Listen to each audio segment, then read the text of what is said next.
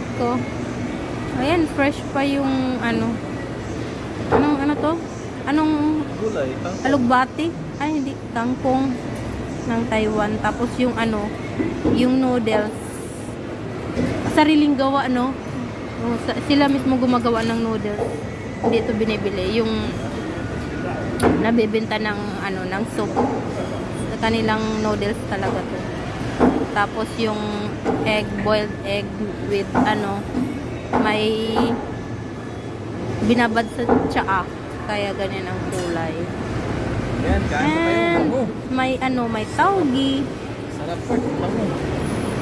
May taugi tsaka ang bango ng ano, ng sabaw.